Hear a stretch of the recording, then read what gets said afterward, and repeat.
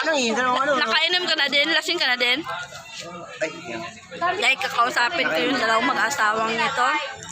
Kung ano isi-share nila sa akin tungkol sa story nilang dalawa. Saan ulit yun?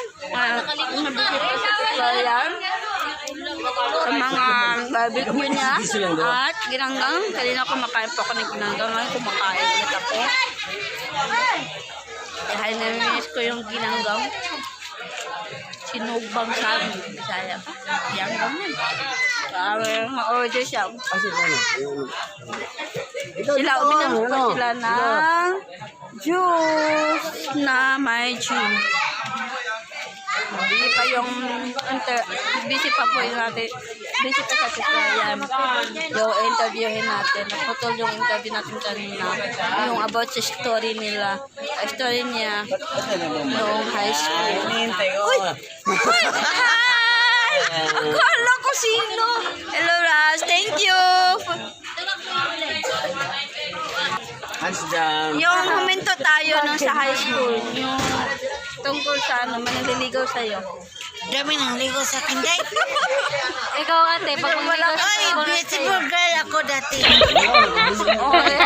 Totoo po guys. Totoo po na maganda maganda ka talaga sa Tiployano. Ay, Dalaga pa siya.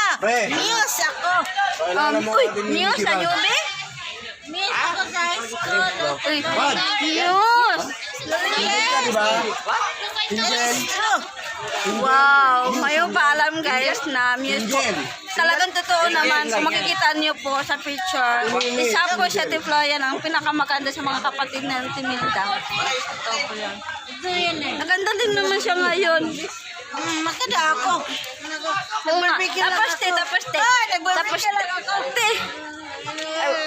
Usap pa tayo.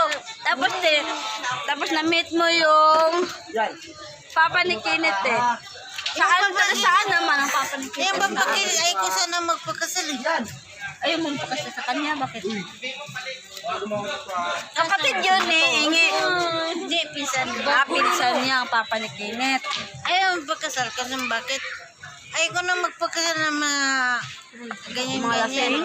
Oh, barbecue, bili na. Kaso, sabi naman ng kaso, Bakit ayaw mo pakasal? sabi naman ng Milda, kung di ka magpakasal, kung magkapal ka ng sa labas.